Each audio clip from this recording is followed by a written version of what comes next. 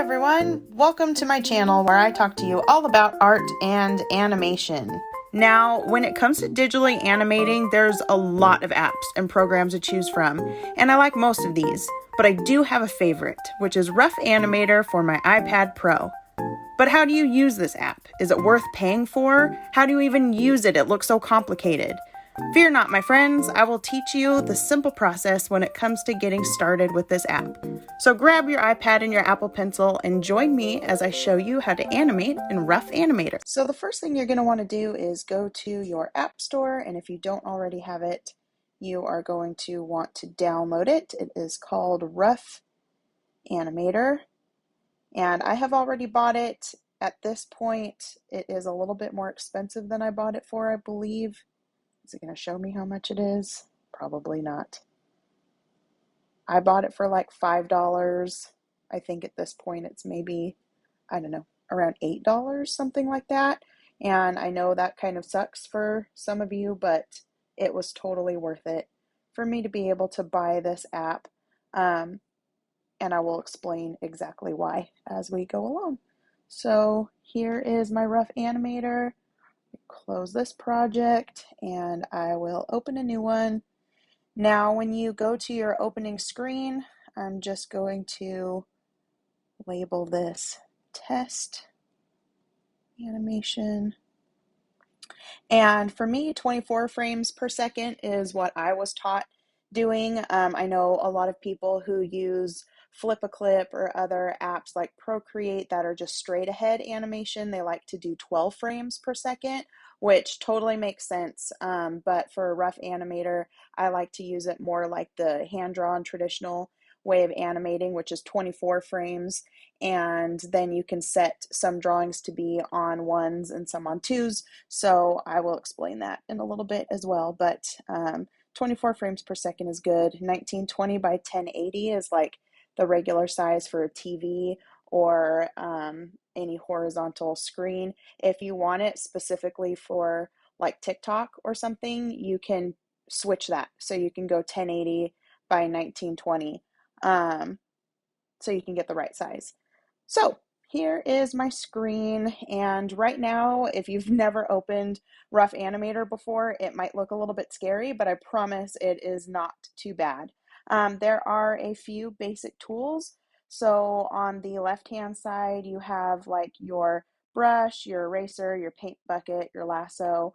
For the brush, there are different brush shapes. I like to use like the rougher, like pencil look, especially when I'm doing my actual rough animation.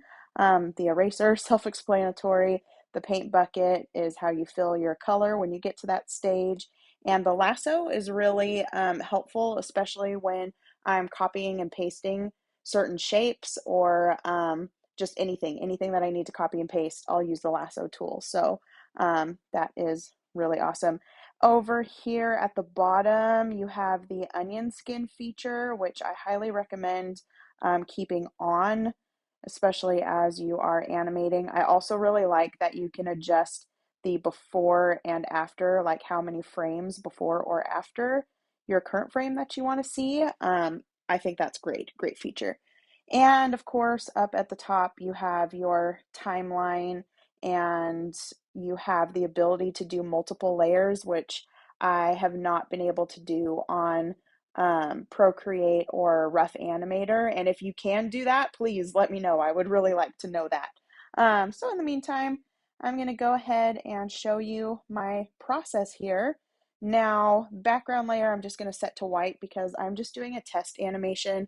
I know that sometimes when you are animating, it's easy to kind of overcomplicate something, but I like to start off with just like a basic expression change. If I ever like want to animate, but I'm either just trying to warm up or practice, or I don't really know what to do, I will literally just do a simple expression change. This is one of the first things that I animated when I was in college, and it's what I continue to do when I don't really have a plan. So I'm going to draw this simple dog because that's also a go-to of mine. The very first thing that I learned to draw were dogs, so naturally if I'm just kind of wanting to mindlessly animate, I'm gonna draw a dog.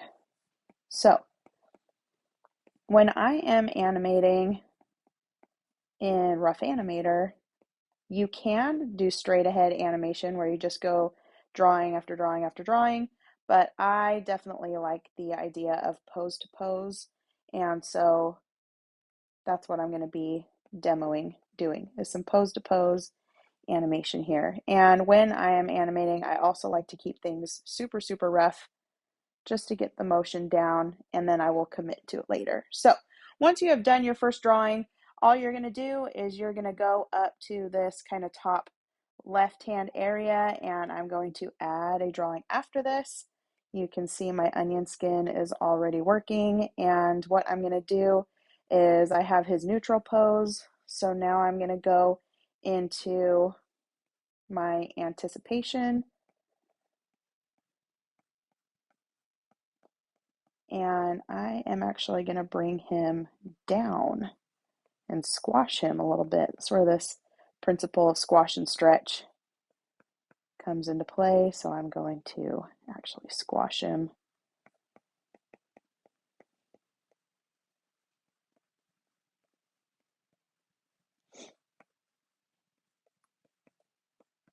If you don't know what anticipation or squash and stretch, like you don't even know what that even is, I highly recommend you look up some videos on YouTube. There's some really, really great resources that talk all about the 12 principles of animation.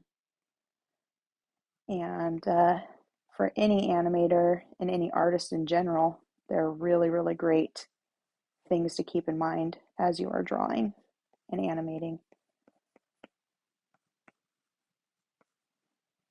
Okay, so I can toggle between the two. A lot of times when I'll turn the onion skin off when I actually want to see how this is going to look. So happy with that so far. I'm going to go ahead and add a new drawing. And now I'm going to do his extreme.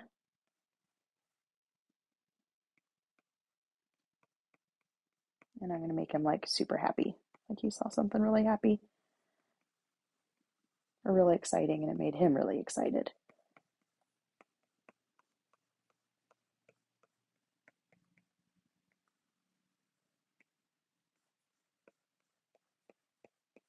Now these drawings that I am doing right now, these are called my extremes or my key poses.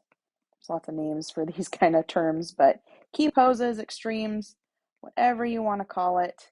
But basically they are, I tell my middle school animation class, they're the highest highs and the lowest lows is what I kind of call it. And so right here, he is at one of his highest high frames, which is his really excited pose. And he is really happy for what he just saw.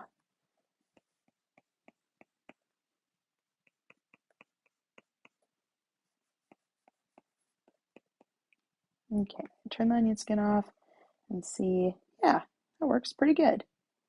Okay, so these are my key poses right here. Once you have these nailed down, and I do apologize that I'm going through this pretty quick. I can definitely do a slower demo sometime if anybody's interested, but I don't want to take up too much time of yours to kind of show you just the basics of Rough Animator. I will have a video coming out about the whole process I go through in making any of my short films. But for now, this is just basic Rough Animator. And like I said, whenever I am just getting started, I highly recommend just doing doodle animations like this, just really rough sketches and getting just the basics of animation down. And you can do this pretty quickly, but don't feel bad if you take a lot longer to do this. So I'm going to go through, just make sure everything looks good. Looks good so far. Now, like I said, these are only my key poses. There are only 3 drawings. There are 24 frames a second. So if I play this, this obviously looks not good.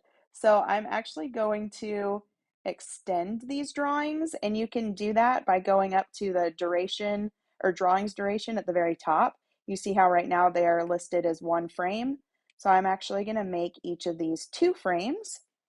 And now I'm going to focus on my in-betweening. So I am going to go back to frame 1 and I'm going to add a drawing, and I'm going to add after, turn my onion skin back on, and I am actually, oops, go away little menu. I'm actually going to make sure that I only see the next frame at this moment. So I'm going to go through and another principle of animation that I like to focus on is called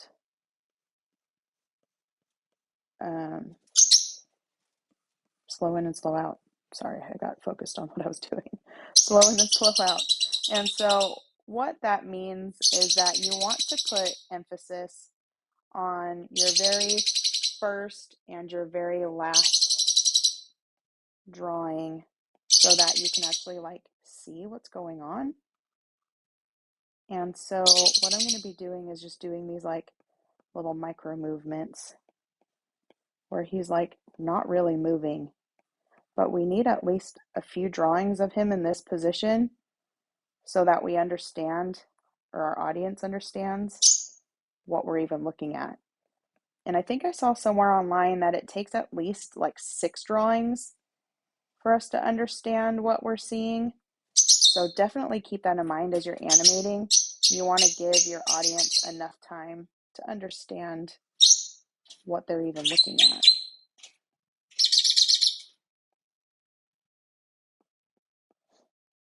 So I'm just going to go through and I'm going to do a few drawings where he's like barely moving. In fact, I think I'm going to do another drawing in between here. Yeah, drawing.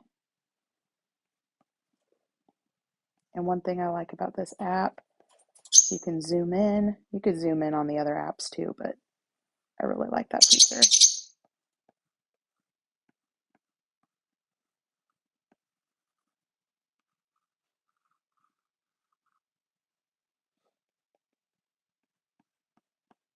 So I'm going to take my time. Just enjoy the process. These little in-betweens like this can get really tedious.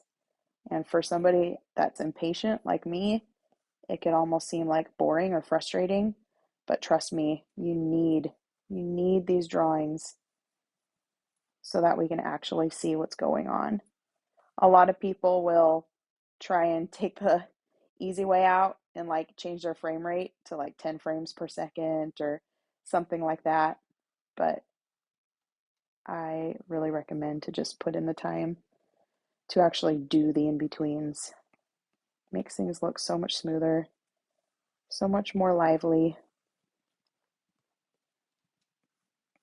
So I will actually buffer out this animation and put drawings, like a chunk of drawings in the beginning and a chunk of drawings towards the end so that, like I said, this first pose and this last pose are the ones that you see the most. And the rest of it you kind of like feel, if that makes any sense.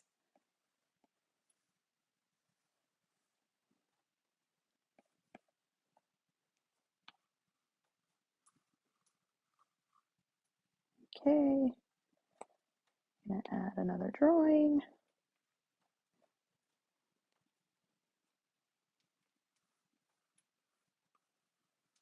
So I got 3 drawings down. I think about 3 more to go.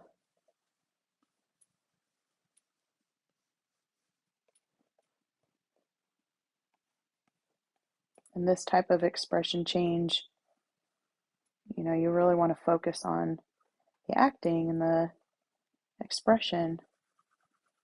And so if our character just goes like straight into his expression change, we don't even like know why.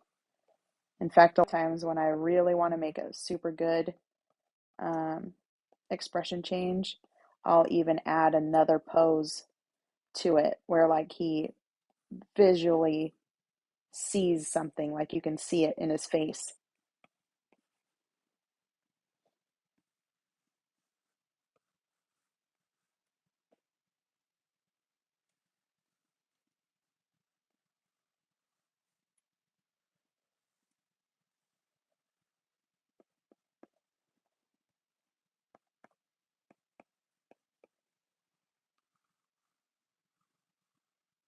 So a little bit of movement, but like not really doing anything. Okay, I think I'm gonna do at least, I'm gonna do one more. I really want this to look nice. So I'm gonna do one more. And my go-to, since he's going down in the next keyframe, all my in-betweens right now are like moving up instead of moving down because he's going down. I'm trying to go in the opposite direction and get even some like anticipation before his anticipation.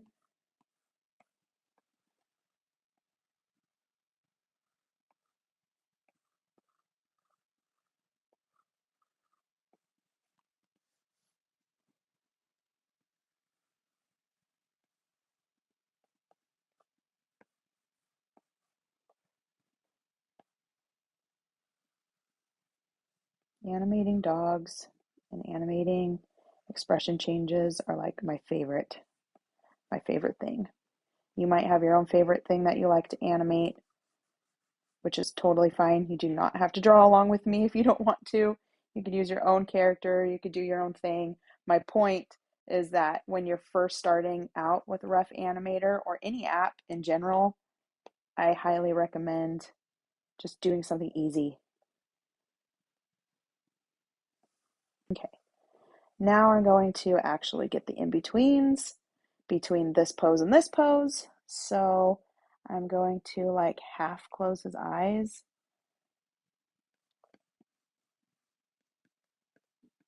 These are where you're going to get these in-between frames. This is where you're going to get like your really ugly drawings. So don't be afraid to make ugly drawings. This is my number one tip for betweening here. Embrace the ugly drawings. Okay, so his smile line kind of stays in the same spot, but his face is going to shift downward. So I'm going to do one here.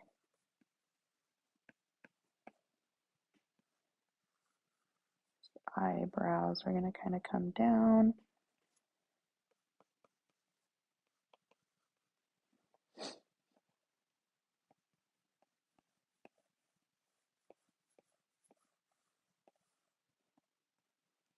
His ears are going to kind of shift downward.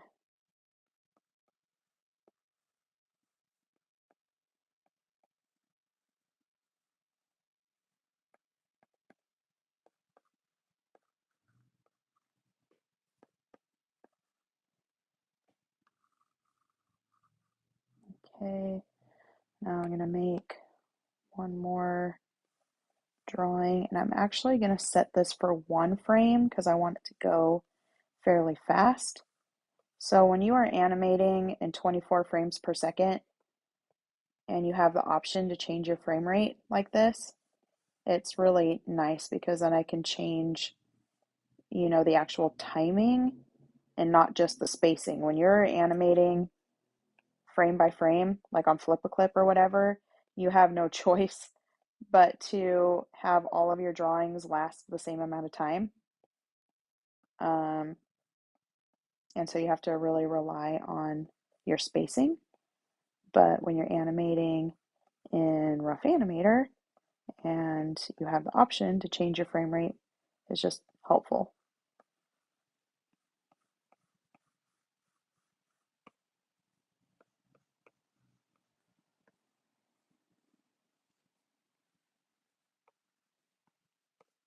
So this again, each individual drawing right here is going to look really weird, but it is what it is. Get the ears.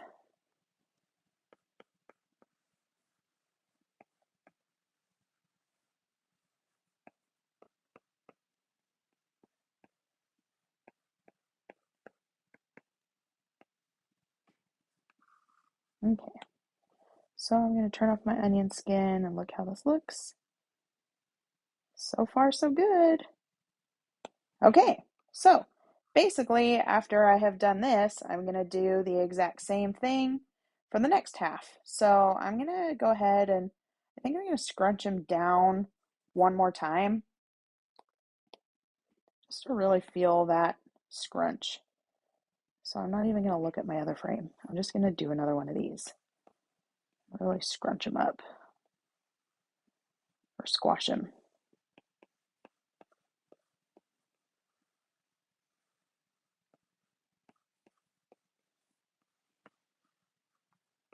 Again, I am not concerned that I'm making ugly, ugly drawings right now. It's all going to work out just fine.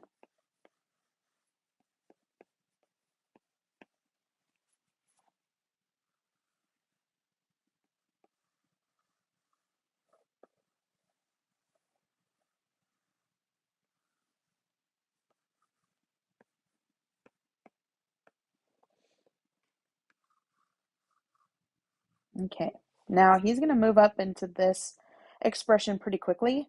So I'm going to add a new drawing, and I'm also going to set this to one frame. And he's going to smear into this pretty quick. So I think I'll do one like this, where everything's like stretching. I do a frame like this in my little animated short. I can link in the description if you'd like to see it, but there's like an ugly, a really ugly smear frame that looks just like this. And if you pause it, you're like, ugh, but it works. Okay, so his mouth is going to be just a little bit open at this point. Don't want it all the way open.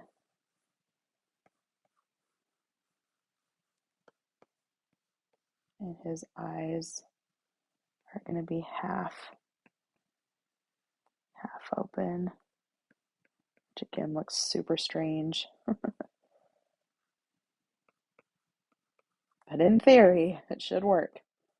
Now this is where I'm going to add my drag and follow through on the ears. So he's kind of got floppy ears, so this is also going to be a stretch for the ears as well. So I'm going to have them kind of stretch up like this.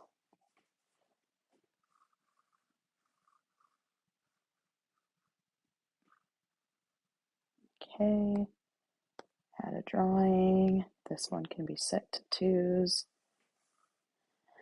And I'm going to do one like right before this.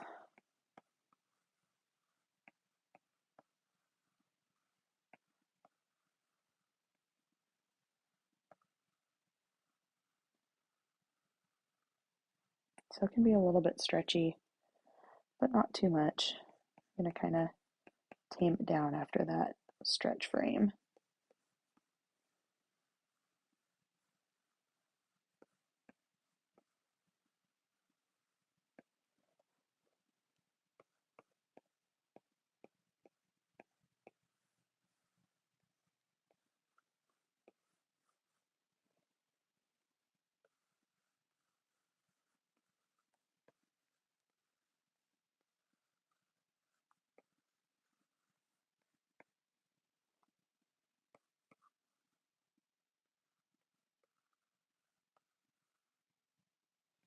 The ears are going to start to go up.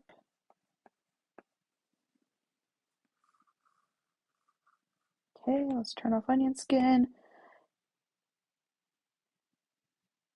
Yep, so far so good. Okay, I think I'm going to just add those last drawings where I'm going to just buffer the end. So I'm going to add actually a drawing after this one. And I'm just going to make it go up just a little bit more.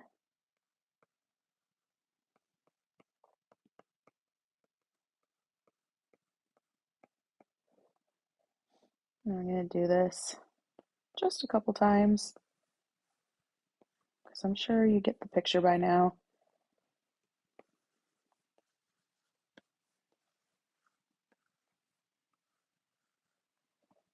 Happy doggy.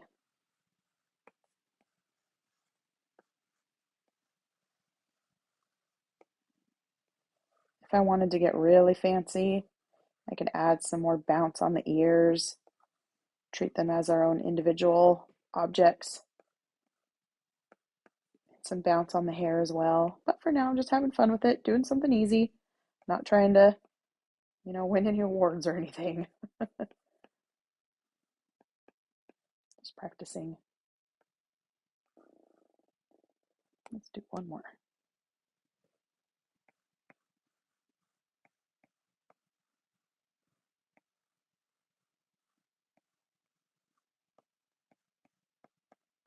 This one I'm going to move hardly at all. Everything's pretty much where I want it. Add that tongue.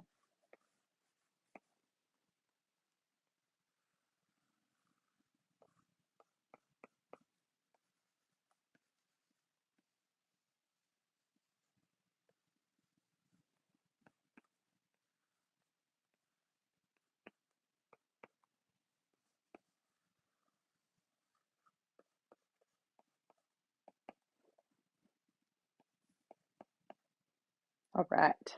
Turn off onion skin. Let's see how this looks. Perfect. Pretty happy with that. There's obviously a lot more that I could do to this, but this is where my rough animation is going to stop.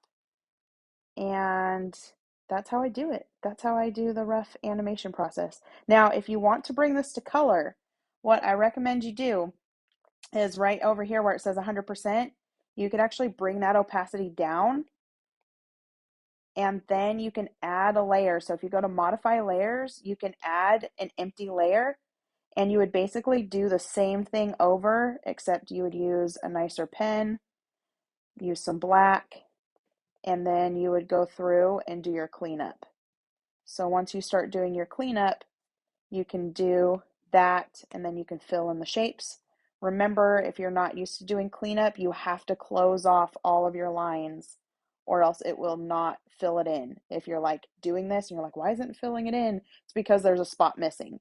So make sure that you are closing up all of your lines in order to do your cleanup in color.